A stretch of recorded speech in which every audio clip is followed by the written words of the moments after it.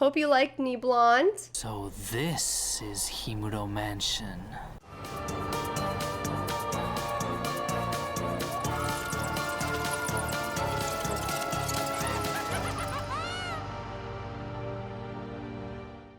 Happy October! It is finally spooky season, and I am ready to bust out some videos for you guys. Hello, lovelies, and welcome to Cheap Thrills and Real Kills, the show where we watch horror and compare them to the real horrors they're based on. This is officially my 5th episode, and I have yet to come up with a better title, so we're just gonna keep it. I considered calling it just Cheap Thrills, but I felt like that was disrespectful to all of the real victims I sometimes talk about in these episodes, so I think it's important to keep the real kills part. So we're just gonna keep it real. Keep it real.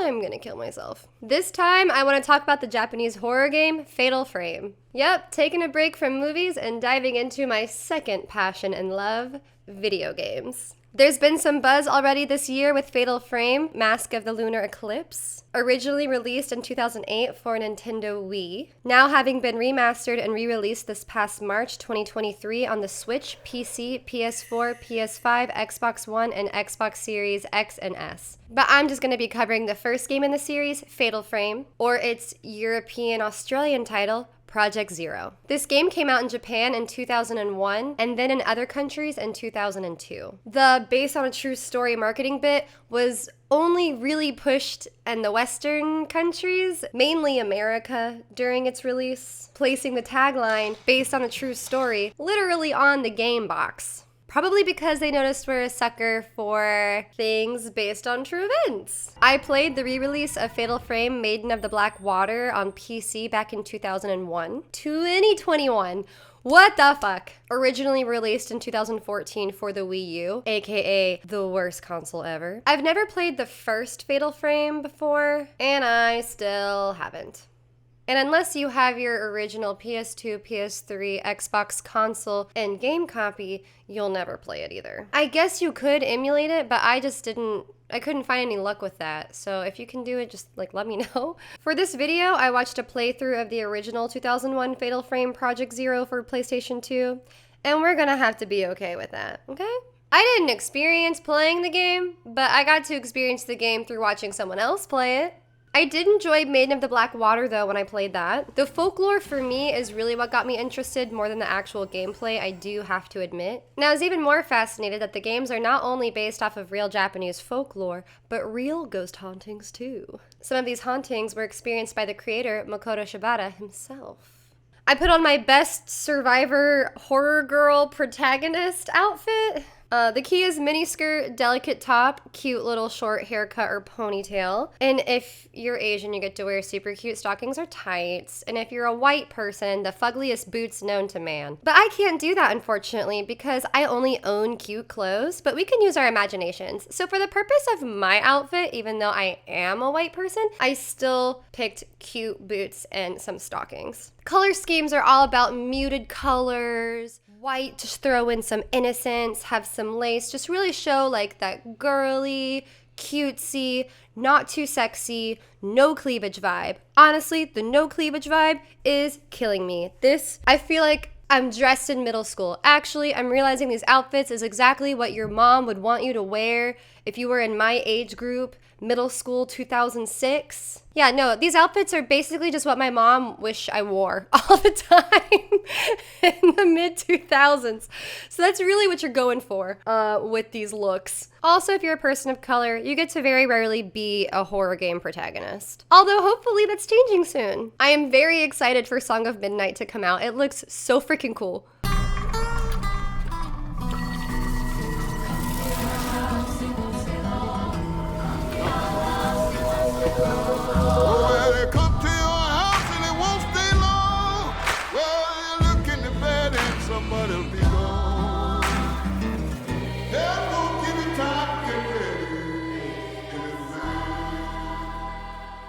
Honestly, the no cleavage thing was killing me. I feel naked. Naked? I feel naked without cleavage? That's wrong. I just like having cleavage. I don't know, okay? I'm sure some of you out there understand me. Maybe some of you don't. I just feel less like a 12-year-old now and more like a 30-year-old woman. The camisole look, that's not meant for me anymore, okay? That's meant for all of you girls who are younger than me, where I'm past camisole.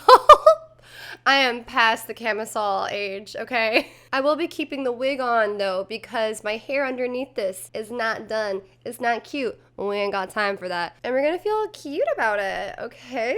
Okay, so I'm dressed and ready to investigate Fatal Frame. The game Fatal Frame, or Project Zero, takes place at Himuro Mansion in Japan. It's an old mansion that was owned by the powerful Himuro family and has become legend due to rumors of the last master of the Himuro family line in the early 1800s massacred his entire household before committing suicide. Decades later, in the early 1900s, a folklorist and his family bought the property to live on as inspiration for his next book and then mysteriously disappeared. Because of incidents like these, nobody visits the mansion anymore and it lies abandoned in ruins. No one even dares speak of the mansion to the point where its location is not recorded on any known map and its entire existence has become legend. We open up the game on September 24th, 1986. We meet Miku and Mafuyu Hinasaki, a brother and sister orphaned by their mother's passing that experience strange psychic visions. Mafuyu finds himself in front of the abandoned Himuro mansion. So this is Himuro Mansion.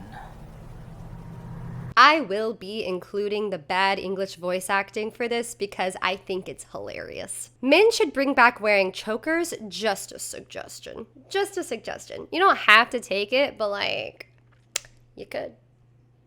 You could.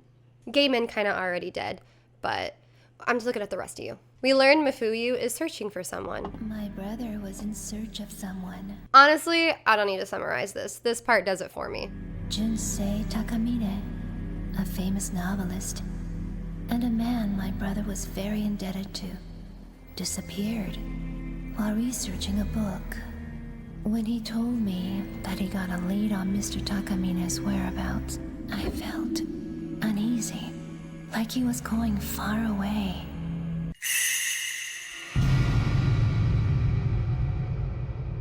You play the intro as Mafuyu investigating the mansion using a special camera that can capture images of ghosts. Just like all old cameras, they require film that you somehow just managed to find laying around inside a centuries-old abandoned mansion. Like multiple centuries old. Is just lying around. That's typically what mirrors do, yes. The way I would just not be okay being inside of this building, especially alone. We find a notebook and get to experience one of their visions.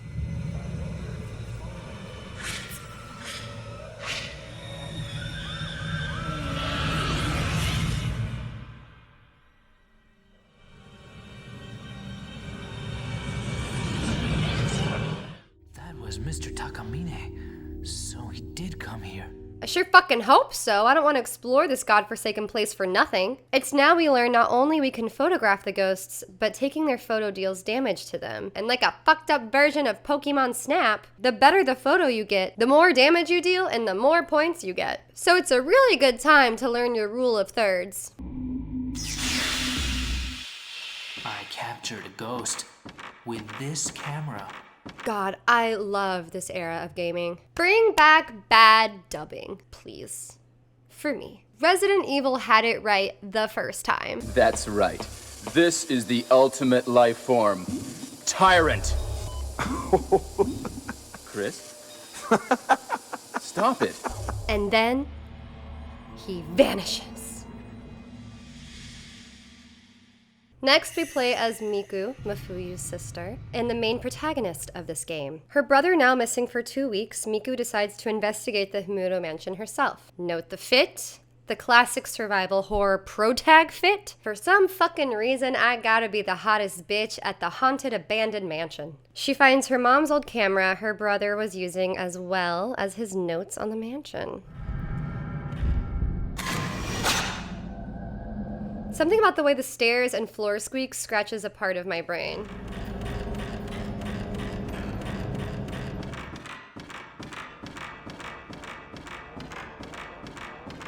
We learn the camera can reveal secrets unseen to the naked eye. We find a tape recorder and hear sounds I can only describe as Satan trying to make a drive-through order. Hello, can I get your order?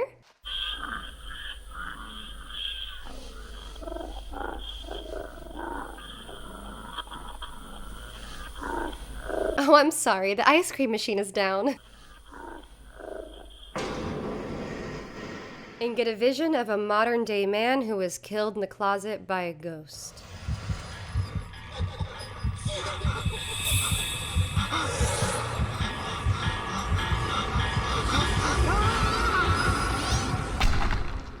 Ghosts can't hurt you. Most of the time. The rest of the game is Miku exploring the mansion, discovering notes from her brother, previous visitors who went missing, the novelist and his family, as well as Himuro priests and a girl named Kiri. Using these to solve various puzzles to uncover visions of what exactly happened at the mansion all those years ago, and why people who visit seem to go missing. All the while fighting off malevolent spirits who try to kill you while you search for your missing brother, Mafuyu. Rinse, repeat until you beat the game. So it is most likely that everybody who went missing in this mansion is now probably dead. But how? Why? Any clues? No, but something's wrong with this house. Through all the notes and visions, Miku learned that before the Himuro mansion was abandoned, every 10 years during the Five Gods festivals, there are 3 rituals held. The blinding ritual, the demon tag ritual, and the strangling ritual. The purpose behind these rituals is to prevent the gate to hell from opening. Don't open that door! What is it? A giant stone door found deep underneath the Himuro mansion. Every 10 years it begins to open, and every 10 years it is sealed with these rituals. The Himuro family for generations have been given the duty of protecting the gate. They built a shrine on the land for the purpose of performing these rites. The blinding ritual takes place first, where they shove what's called the blinding mask into a young girl's eyes, which is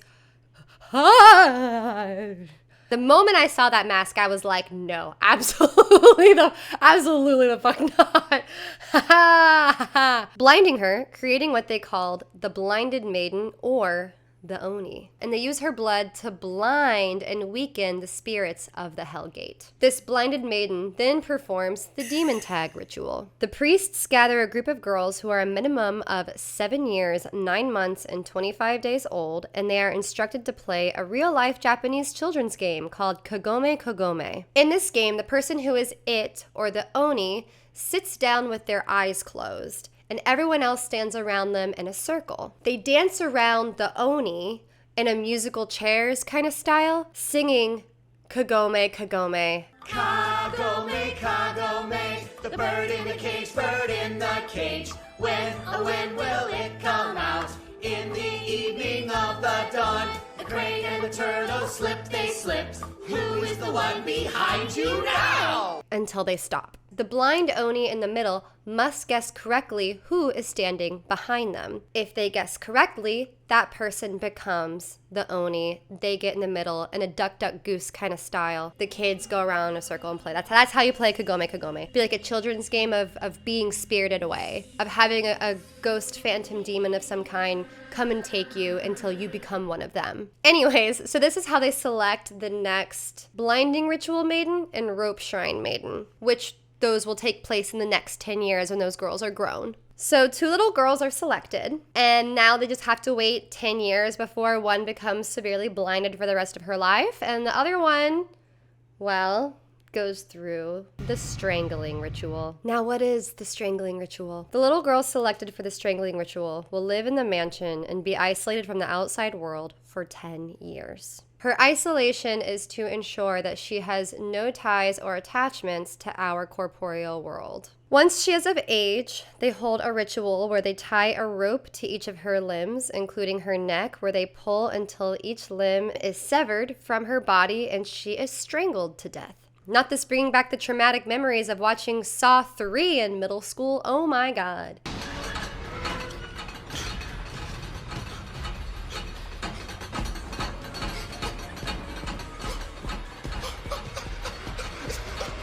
Traumatized. I was not ready. I was just a child. And then they toss her body down a sacred well. Now, the ritual to seal the gate isn't over yet. There are 5 Shinto shrines, and each represents one of the 5 gods worshipped in the Himuro mountain area. Each shrine houses one of the mirrors of the 5 gods. It was believed in the Himuro mountain area that these mirrors were left behind by the 5 gods as a means of protection, since this is also the location to the gates of hell. There is a holy mirror that is used in the sealing ritual. This mirror is blessed with the 5 gods' protection and repels disaster. When the gate opens, the priests stand before it and point the mirror at the gate, and then seal it with the blood-soaked maiden's rope. All elements mentioned must be present for the ritual to succeed. Now, the last known rope shrine maiden was Kiri in 1837. Months before she was to perform her duties in the strangling ritual, she met a young man and fell in love. The priests were horrified by this because love is something the rope shrine maiden is not allowed to experience. It creates an attachment to life. Fumbling to make sure this ritual goes smoothly, their reaction isn't to ban the guy from coming to the property. No, it's to kill him and hide his body. Kitty finds out that he's been hidden from her and insists on seeing him one last time. She is still killed in the ritual, even though she resists, and the ropes from her sacrifice snaps. And the calamity takes place.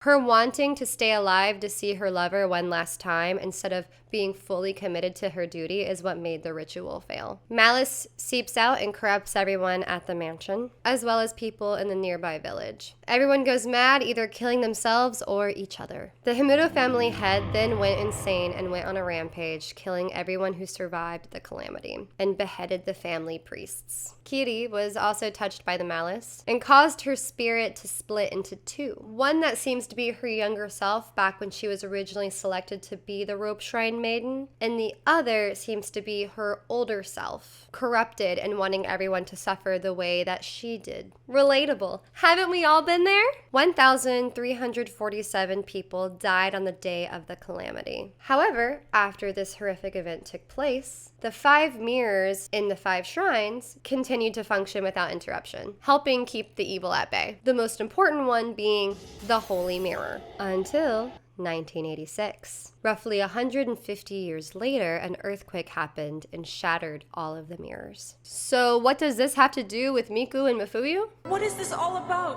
I can't figure it out at all. We know that Mafuyu came to the mansion to find his missing friend, a novelist who wanted inspiration from his book. Yes, different from the folklorist. A lot of people want to come here for inspiration for their books, okay? And then Miku, of course, came to find her missing brother. But the 2 seem to be drawn to the mansion for additional supernatural reasons as well. It's likely due to their abilities as mediums. They could sense the souls trapped inside the house begging for help and calling out to anyone who would listen. However, Mafuyu is also the spitting image of Kiri's long-lost lover. And why do people who visit the mansion go missing? Well, we learned that Kiri's malevolent spirit was very serious when she decided she wanted everyone to suffer the way that she does. So she curses everyone who enters and explores the mansion. Over time, rope marks will appear on the intruder's arms, legs, and neck.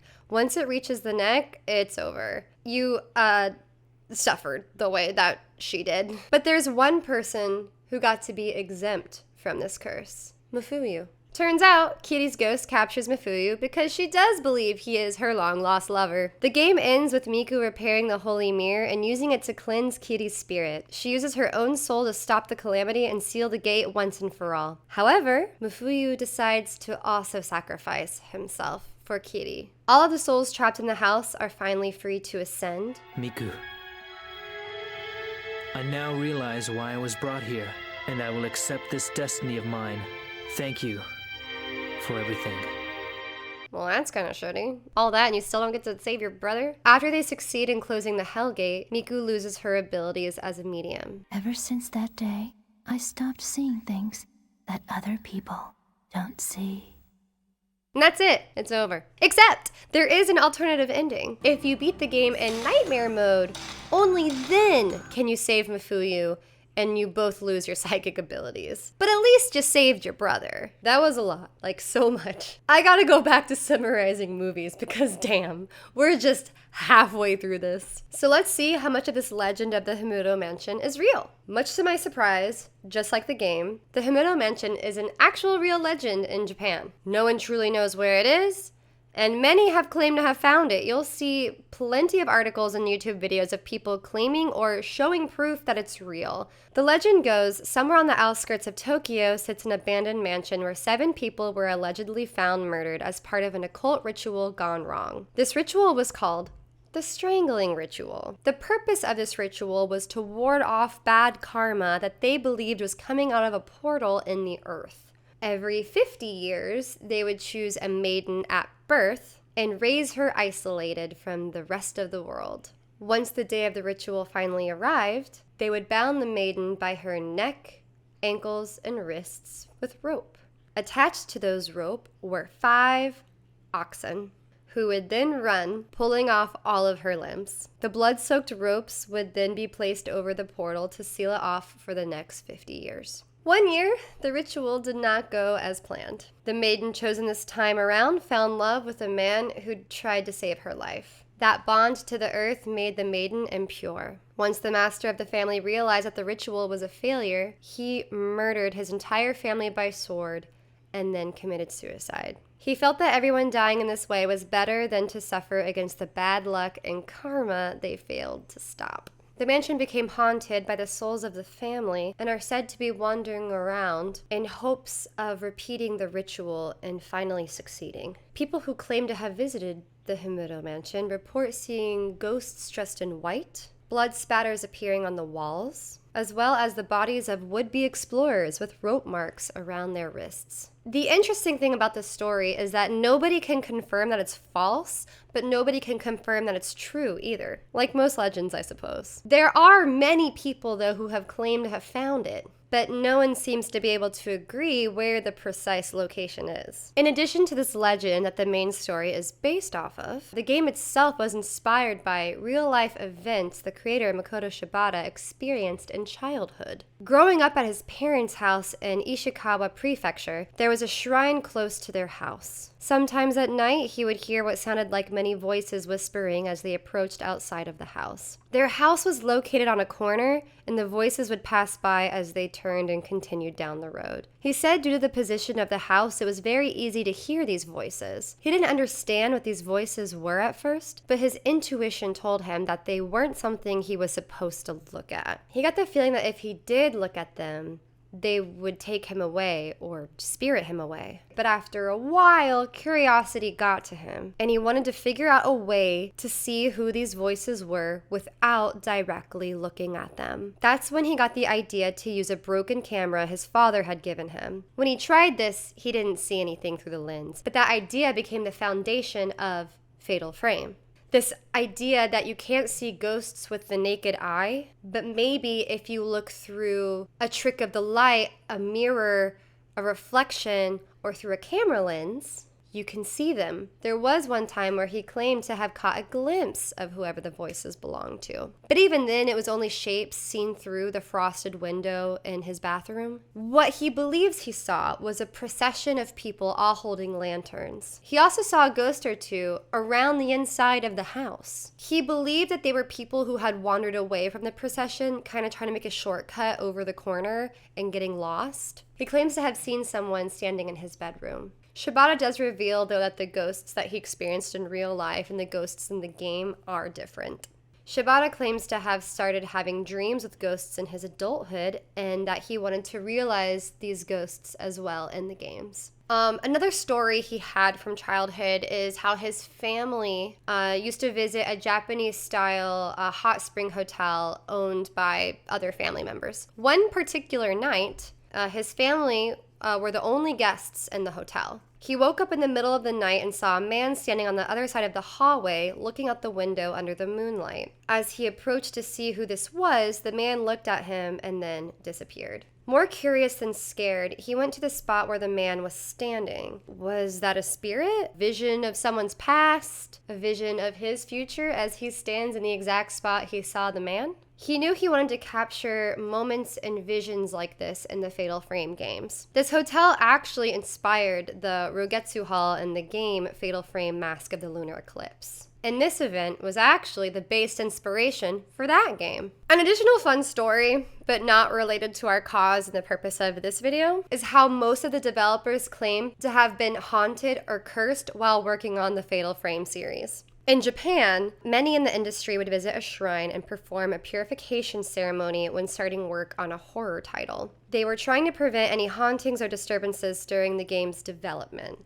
However, for Fatal Frame, they decided to not go through this process or ritual. They wanted to welcome in and invite spirit phenomena and have it inspire content for the game. During the development of Fatal Frame Mask of the Lunar Eclipse, when they would record sound, a mysterious voice would show up in the recordings. They tried to remove it at first, but no matter what they did, the voice kept coming back onto the recording, so they left it in the game, which you can get the game now and experience it for yourself.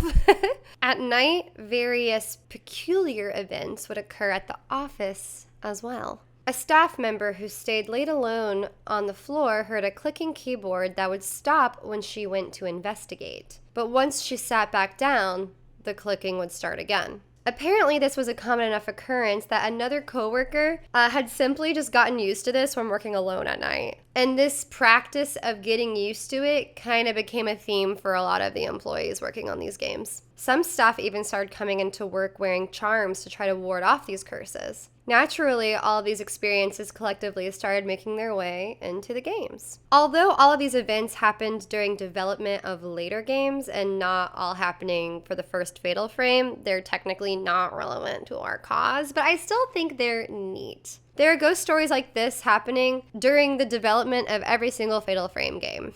So you could all say that some of the experiences and ghosts in the games were based off of ghosts and experiences in real life. And some would say these real hauntings made the game that much more scarier and relatable. I came across a lot more hauntings that Makoto Shibata experienced himself, but this would be an insanely long video if I covered all of them, so I'm not gonna do that.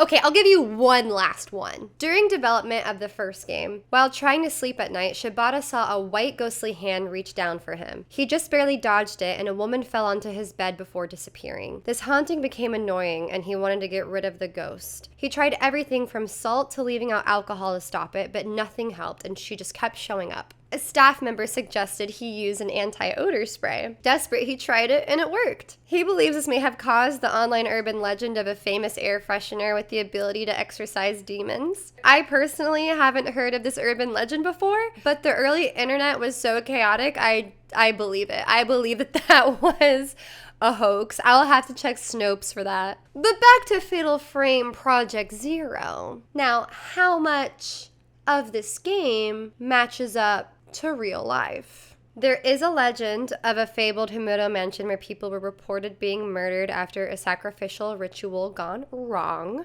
In this legend, a maiden is selected, isolated, and then pulled apart by rope. The blood-soaked rope is used to complete the ritual to ward off unwanted energy. According to legend, the last maiden fell in love and it ruined the ritual. Everyone in the household was then murdered by the head of the family before he eventually committed suicide. However, with all of this being a legend and none of it actually being proven real, including the strangling ritual itself, it's not an officially recorded ritual in the Shinto religion.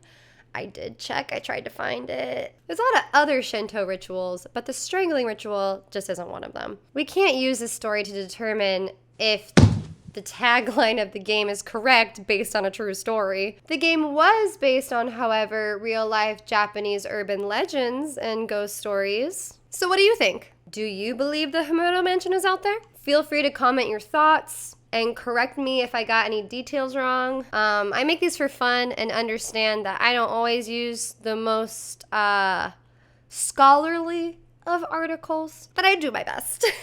I will admit, fact-checking things like legends and ghost stories is kind of hard to do because they're not really facts, but it is still fun hearing everyone's accounts of what happened. Also, please comment if you have any based on a true story horror media you'd like me to cover that respects the boundary of the SAG-AFTRA strike. While I did have a lot of fun doing something different and covering a video game, I will say this was a lot more work because a video game is longer. So there's just more research in general and a lot more media to consume and watch and analyze and learn and oh my God.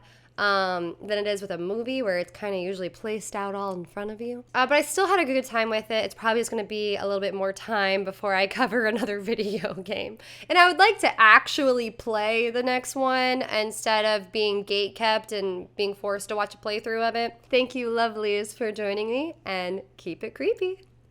That was too close. You were almost a Jill sandwich.